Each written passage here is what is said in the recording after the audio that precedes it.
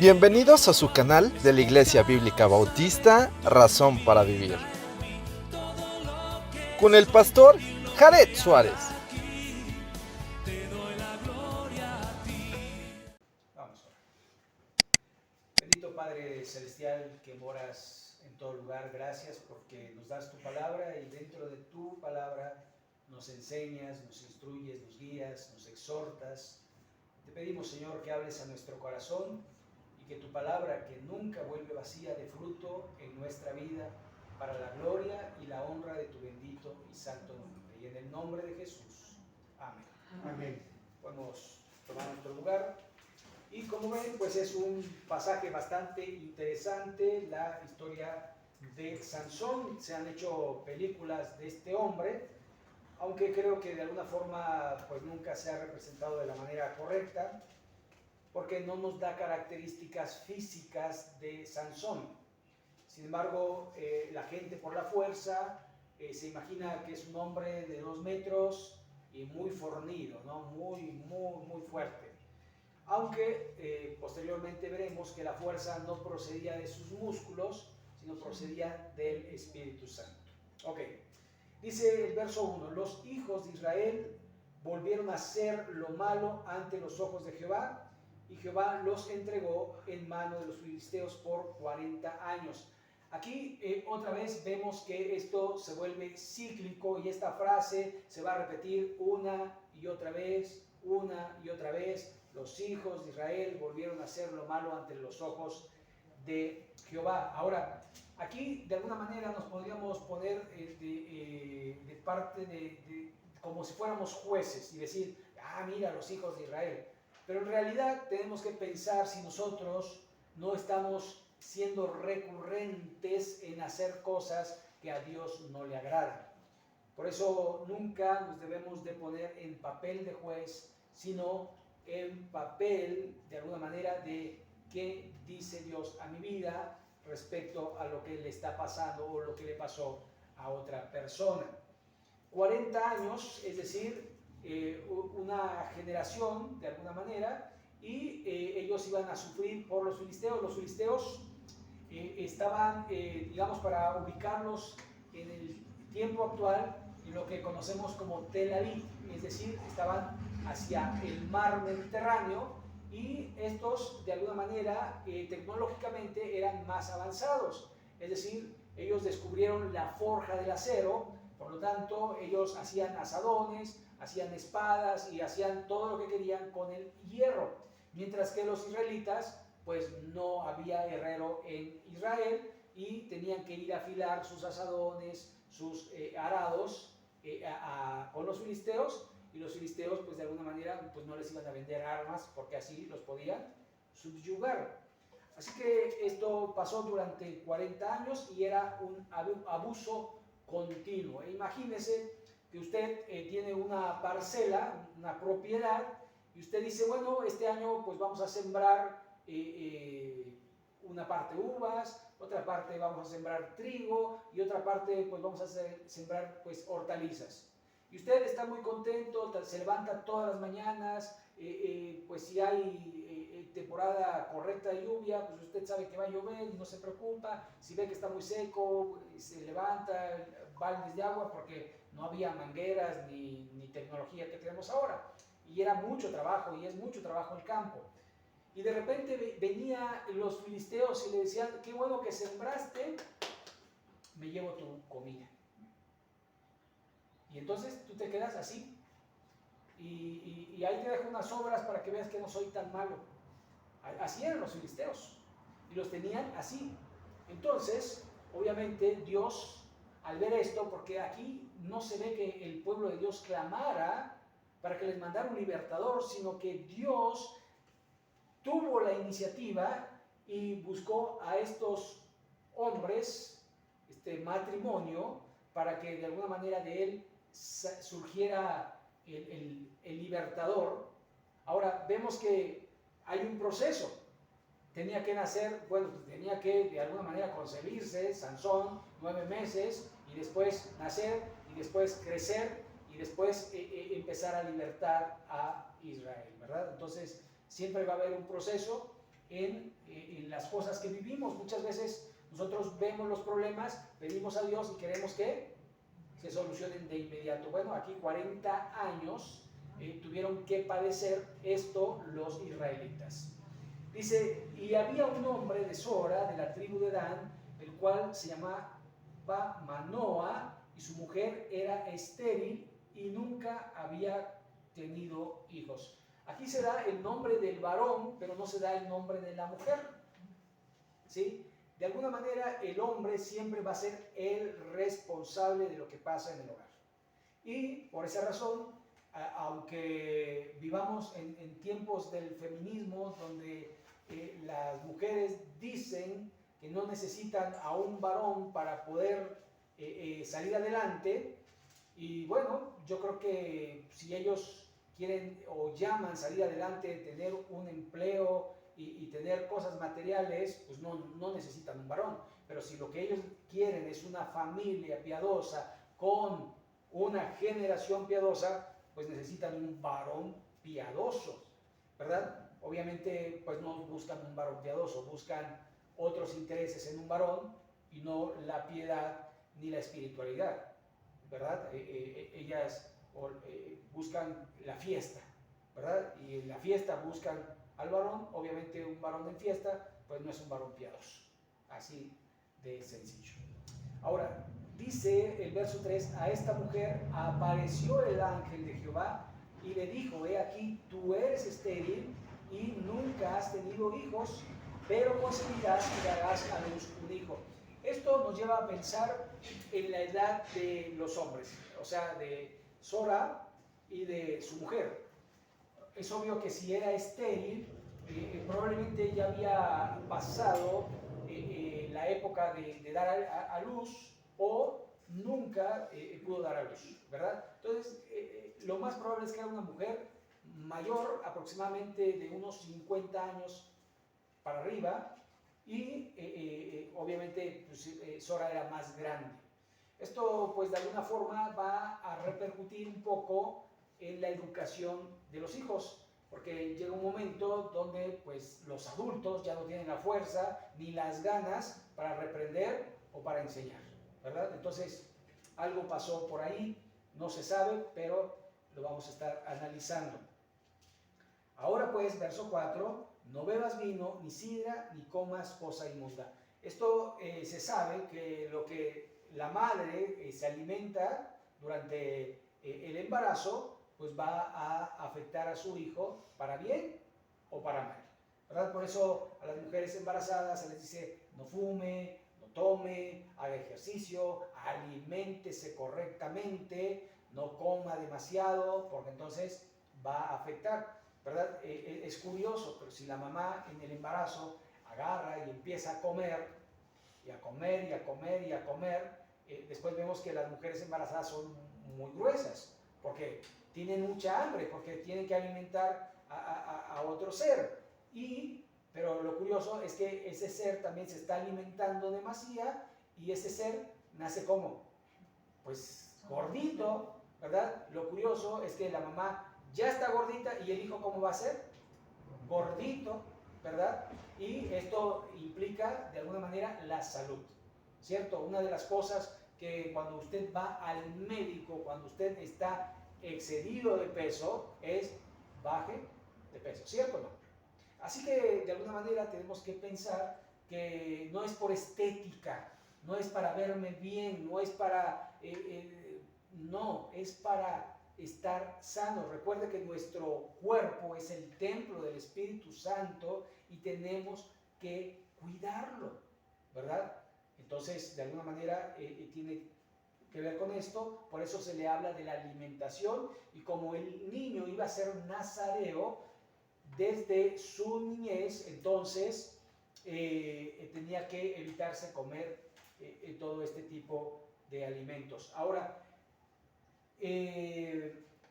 seguimos, verso 5. Pues he aquí que concebirás y darás a luz un hijo, y navaja no pasará sobre tu cabeza, porque el niño será nazareo de Dios desde su nacimiento, y él comenzará a salvar a Israel de mano de los filisteos.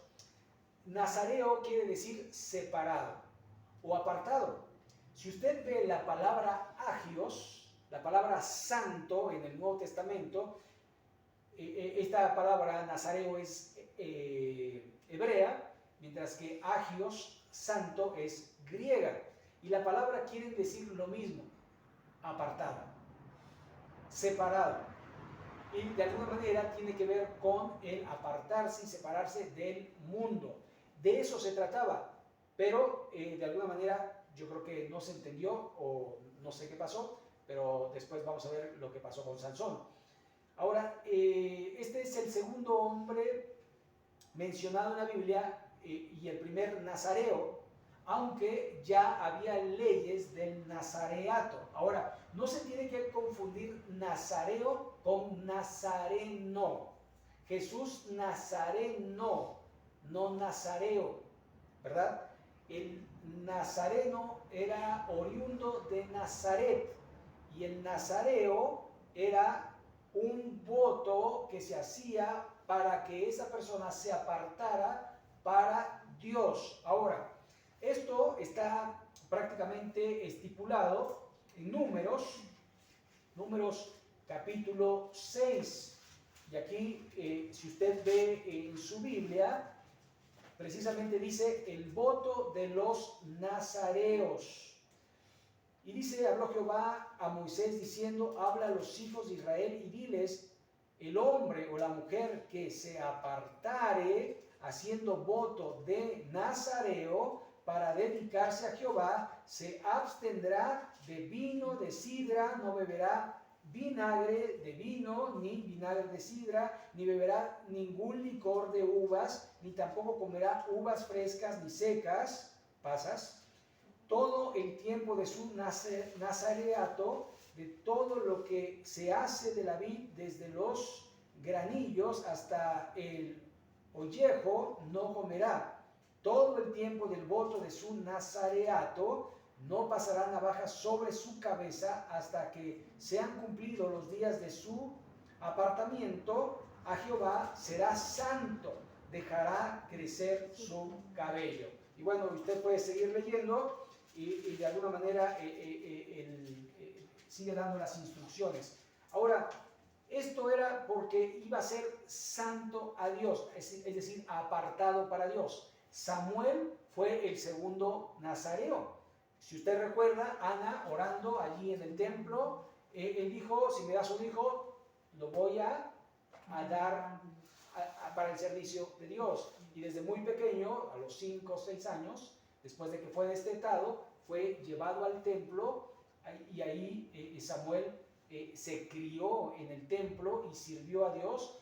Y esto implica que nunca bebió vino ni nada fermentado y de alguna manera fue apartado para Dios. Y por eso vemos a un Samuel obediente, un Samuel próspero que vivió muchos años, mientras que un Sansón que rompió varias veces su voto y que aún a pesar de todo Dios tuvo misericordia de él y vivió pocos años. Así que ahí tenemos esto. Los judíos practicaban el nazareato y hacían votos por diferentes cosas y lo hacían por tiempos indefinidos. Es decir, por ejemplo, Pablo en el capítulo 18, en el verso 18, parece que hizo un voto nazareo y después ahí, cuando terminó el voto, rapó su cabeza para terminar este voto. Ahora, hay gente, ¿verdad? Yo recuerdo, tenía un amigo que se dejó el cabello largo y traía un colijo, no recuerdo cómo se llaman estas cosas que se cuelgan para recordar que había hecho un voto y se dejó crecer el cabello y decía, yo me dejé crecer el cabello porque hice un voto a Dios, ¿no? Él no era cristiano, él era de la religión tradicional. Pero fumaba, tomaba, era mujeriego y demás, ¿no? Entonces, y yo decía, pues así serán los votos de estas personas, ¿no?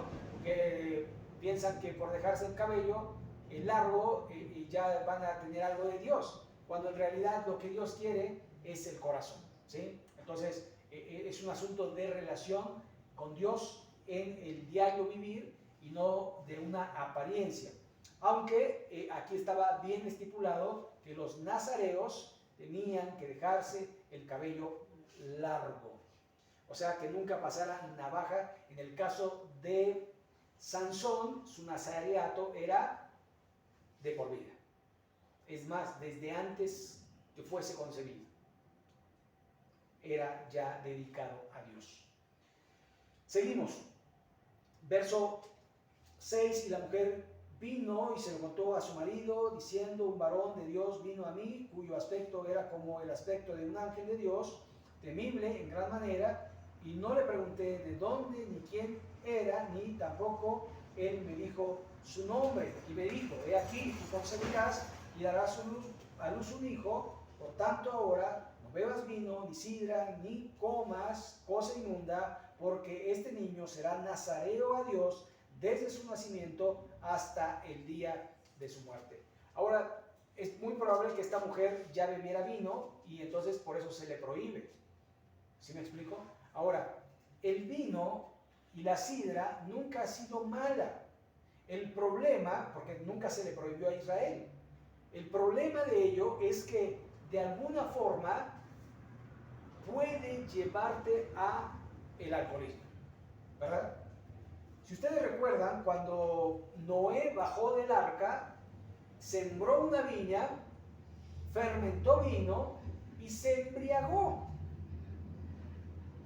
Ahora, usted pregúntese por qué Cam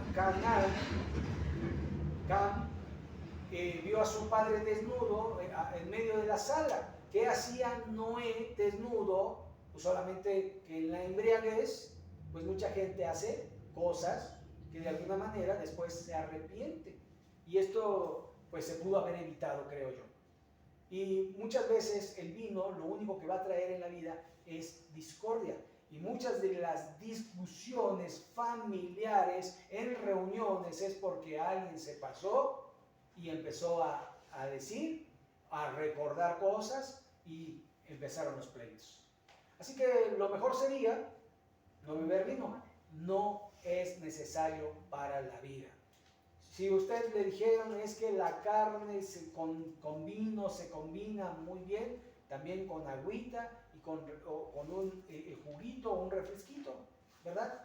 Usted no necesita el vino, usted no necesita el licor, no lo necesita. Al contrario, puede dar un pie para volverse alcohólico o como no está acostumbrado a tomar y toma y ese día hace una torpeza. ¿Me explico? Entonces mejor evitar las cosas. Dice la Escritura: todo me es lícito, pero no todo me conviene. Todo me es lícito, pero no me dejaré dominar por ninguna de ellas. Entonces es mejor, de alguna forma, evitar aquello que podría llegar a ser de tropiezo para mi vida o para la vida de los demás. Entonces eso es importante recalcar. Verso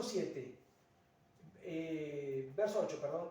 Entonces oró Manoa a Jehová y dijo: Señor, yo te ruego que aquel varón de Dios que enviaste vuelva ahora a venir a nosotros y nos enseñe lo que hayamos de hacer con el niño que ha de nacer. Manoa creyó, pero quería instrucciones.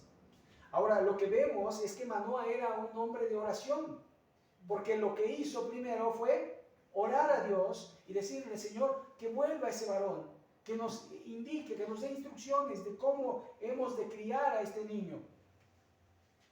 Y verso 9 dice: y Dios oyó la voz de Manoa, y el ángel de Dios volvió otra vez a la mujer, estando ella en el campo, mas su marido Manoa no estaba con ella. Ahora aquí uno se hace preguntas: ¿por qué a la mujer? ¿Por qué no se apareció a Manoa directamente? Y dice: y la mujer corrió prontamente a avisarle, a su marido, diciéndole: mira, que se me ha aparecido aquel varón que vino a mí el otro día. Entonces, es porque de alguna manera Dios siempre quiere hacer las cosas como Él. y no se adapta a nuestro criterio o a nuestra forma. ¿Por qué a la mujer? ¿Por qué en el campo? Porque así lo quiso Él. No tiene que ver porque la mujer sea más devota a Dios o porque el hombre fuera más devoto a Dios, sino porque así lo quiso Él. Es lo que llamamos la voluntad absoluta de Dios. Dios así lo quiso. Existe también la voluntad permisiva de Dios, que Dios permite que sucedan ciertas cosas, pero que no son prácticamente su voluntad absoluta. Ahora, seguimos. Verso 11. Y se levantó Manoa y siguió a su mujer y vino al varón y le dijo, ¿tú eres aquel varón que habló a la mujer? Y él le dijo, yo soy. Ahora, el yo soy prácticamente era un nombre o es un nombre de Dios, porque yo soy es lo que traducimos Jehová. Jehová es yo soy el que siempre ha existido, el que siempre es y el que siempre será. Ese es uno de los nombres de Dios, yo soy. Entonces Manoa dijo, verso 12, cuando tus palabras se cumplan, ¿cómo debe ser la manera de vivir del niño? ¿Y qué debemos hacer con él? Y yo creo que esta es una preocupación que todos los que vamos a ser papás, o los que queremos ser papás, o los que ya somos papás, es qué vamos a enseñar a nuestros hijos. Y esa es una preocupación, yo creo que de todos. O sea, ¿cómo voy a traer al mundo, por decirlo así, ¿no? Porque así se dice coloquialmente, a un hijo si yo no soy maduro? Si yo no tengo nada que ofrecerle, espiritual y físicamente, ¿verdad? Ahora por eso se opta por el aborto, ¿verdad? Porque dicen, ¿a qué va a venir este chamaco a sufrir? Mejor paz, lo evitamos, pero lo podrían evitar antes. Y la mejor forma de evitarlo es la abstención, pero la gente quiere placer sin compromiso, ¿verdad? No quiere el compromiso porque sabe que tener un hijo es una gran responsabilidad, ¿verdad? Porque de los hijos pueden salir allí los ladrones, los asesinos, ¿verdad? Y uno tiene que criarlos en la amonestación del Señor, tiene uno que dirigirlos, instruye al niño en su camino y aun cuando fuere viejo no se apartará de él. Gracias a Dios que nosotros somos creyentes, pero ¿y si no? ¿Qué le enseñaríamos? ¿Qué les enseñan los niños mundanos a sus hijos? Groserías. Eso le enseñan. Échate un traguito, ¿verdad? Y desde muy pequeños, se lo digo porque yo de muy pequeño probé la cerveza. Yo creo que, no sé, tenía 6, 7 años, cuando me daban un traguito para la digestión, ¿verdad? Después ya no me lo daban, yo lo tomaba, ¿verdad? Y saben, de alguna manera es lo que te van enseñando, es a donde te van guiando. Si tú le enseñas a tu hijo, tómate una, no hay problema, después el niño ya no tiene la cobertura de la autoridad paterna y dice, ahorita no está mi papá, ahora me puedo tomar, si él me daba una, pues yo me puedo tomar unas, ¿verdad? Entonces, de alguna forma, tenemos que pensar que siempre tiene que haber limitaciones hacia los hijos, instrucciones hacia los hijos, y Manoa estaba preocupado porque ¿qué iba a hacer? Porque se parece ser que ya eran mayores de edad. Ya eran mayores. Y dice el verso 13, y el ángel de Jehová respondió a Manoa, la mujer se guardará de todas las cosas que yo le dije, no tomará nada que proceda de la vid, no beberá vino ni sidra, y no comerá cosa inmunda, guardará todo lo que le mande.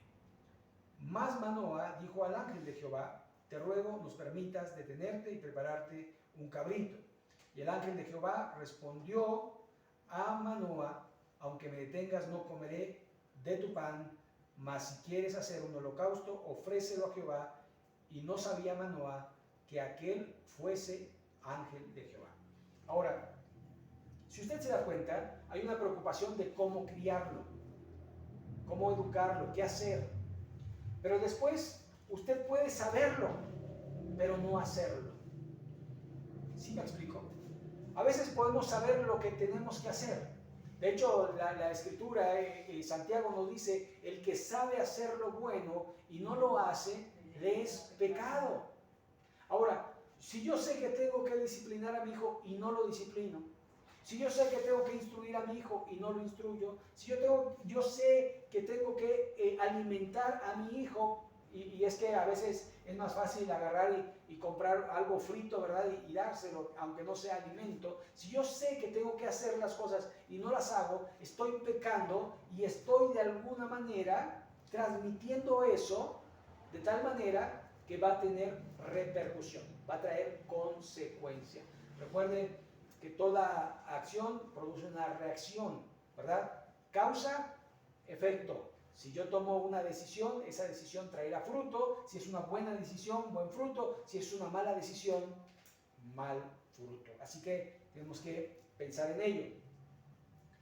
Y dice el verso 17, entonces dijo Manoah al ángel de Jehová, ¿cuál es tu nombre para que cuando se cumpla tu palabra te honremos? Ahora, algo que no debía haber sido. Es decir, un ángel de Dios es un mensajero. De hecho, eso es lo que significa ángel, mensajero. Entonces, ellos no tenían que honrar al mensajero. Ellos tenían que honrar a Dios. ¿Sí? Entonces, hay mucha gente que luego tiene más interacción con el ángel que con Dios, ¿verdad? Hay gente que se encomienda, angelito de la guarda, ¿no? Y reza ahí una cosa que yo no me la sé, gracias a Dios.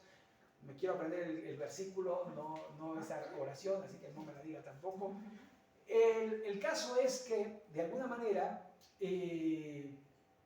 pues allí estaba este Manoah con buena intención para que te honremos, pero a los ángeles no hay que honrarlos. Dice que tenemos que honrar al Creador y no a las criaturas. Los ángeles son criaturas. En este caso concreto, este ángel no es una criatura, es el ángel del Señor. Y el ángel del Señor es una manifestación de Jesucristo en el Antiguo Testamento. Se conoce como una teofanía o una cristofanía, que es una manifestación de Cristo en el Antiguo Testamento. Es Cristo preencarnado. Y mire lo que dice el verso 19, y Manoah tomó un cabrito y una ofrenda y los ofreció sobre una peña a Jehová, y el ángel hizo milagro ante los ojos de Manoah y su mujer, porque aconteció que cuando la llama subía del altar hacia el cielo, el ángel de Jehová subió en la llama del altar ante los ojos de Manoah y de su mujer, los cuales se postraron en tierra. Ahora, ustedes pueden ver que los holocaustos eran un montículo de piedras que se hacía y encima se ponía el cabrito, la leña, y luego el cabrito, y era prácticamente quemado. La ofrenda, el holocausto era quemado completamente y lo ofrecían a Dios. Y entonces en ese momento hicieron la leña y todo, y entonces el ángel agarró y se paró en el holocausto, cosa que dirían, ¿y este qué hace? Y en ese momento fue elevado al cielo ante sus ojos. Es algo, yo creo que ha de haber impactado y les ha de haber atemorizado tanto, que dice que se postraron en tierra. Y dice el verso 21, y el ángel de Jehová no volvió a aparecer a Manoah ni a su mujer. Entonces conoció Manoah que era el ángel de Jehová. ¿Y qué dice? ¿Y qué dice? Y dijo Manoah a su mujer, ciertamente moriremos porque a Dios hemos visto. Se da cuenta que no era un ángel, sino que era Dios mismo. Por eso decimos que es una cristofanía, es una manifestación de Cristo en el Antiguo Testamento. Y claro, su mujer de alguna manera era un poquito más lógica y decía, bueno, si Dios nos quisiera matar, pues ya nos hubiera matado, ¿no? Dice el verso 23, su mujer le respondió, si Jehová nos quisiera matar, no aceptaría de nuestras manos el holocausto y la ofrenda, ni nos hubiera mostrado todas estas cosas, ni ahora nos habría anunciado esto. Imagínense, le dice, vas a tener un hijo, de repente no, sabes que siempre no, te mueres. No, Dios no es así, Dios cumple con su palabra. Entonces, de alguna manera, era lógico lo que la mujer decía, y el verso 24, y la mujer dio a luz un hijo y le puso por nombre Sansón. Sansón quiere decir, según algunos escritores, pequeño sol, pequeño sol. Y el niño creció y Jehová lo bendijo. Y el Espíritu de Jehová comenzó a manifestarse en él en los campamentos de Dan, entre Sora y Estol. Dios estaba con este chamaco. Dios bendecía a este Sansón. Era lógico que entonces Sansón respondiera de la misma manera. Cuando Dios nos bendice, entonces nosotros somos agradecidos con Dios. No debemos de olvidarnos de los beneficios de Dios. El salmista en el Salmo 103 dice, bendice alma mía a Jehová y no se olvide de ninguno de sus beneficios. Y después da una lista de las cosas que hace Dios. Él es el que sana, provee, protege. O sea, y ahí usted puede ver en el Salmo 103 cómo Dios de alguna manera hace tantas cosas por nosotros sin que muchas veces nos demos cuenta. Por eso bendice alma mía a Jehová. Y esto es lo que debemos de hacer nosotros. Siempre por eso debemos poner en prioridad a Dios antes que cualquier cosa. Si tú estás bien con Dios, Dios estará bien contigo. Si tú quieres bendición de Dios, tú tienes que bendecir a Dios. Tú tienes que obedecer a Dios. No es al revés. Dios es Dios. ¿Cómo Dios? Mucha gente dice, Señor, bendíceme y entonces yo. Señor, dame y entonces yo te doy. Señor, sáname y entonces voy. Señor, pues entonces, ¿quién es Dios? Tú le dices a Dios lo que tiene que hacer para que tú hagas. No, Señor, yo te bendigo, te bendigo, te bendigo. Y el Señor, sin que tú se lo pidas, porque Él ve tu corazón y Él ve tu obediencia y el Señor te bendice.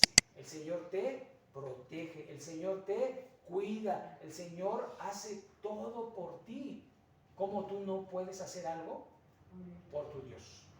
Y de alguna manera, vamos a ver, el día que entregamos los versículos de memorización, el día 7 de agosto, ese día vamos a ver el capítulo 14. Así que vamos a orar a nuestro Dios y vamos a concluir esta tarde. Bendito Padre Celestial, gracias te damos porque podemos ver en este pasaje y podemos de alguna manera ponernos en los zapatos de estos hombres y, Señor, saber si nosotros te estamos honrando, bendiciendo, obedeciendo, si estamos haciendo lo que tenemos que hacer como criaturas tuyas. Señor, gracias porque tú hablas a nuestro corazón y tú nos indicas el camino por el cual debemos andar. Y te pedimos, Señor, que nos ayudes a tomar decisiones correctas para tu gloria, para tu honra. Bendice, Señor, a mis hermanos presentes aquí. Suple sus necesidades, provee según tus riquezas en gloria. Y que ellos también a su vez puedan ser obedientes a ti. Bendícelos y que ellos sean bendición. Bendícenos, Señor, y ayúdanos a ser bendición. Te lo pedimos en el nombre de Cristo Jesús. Amén.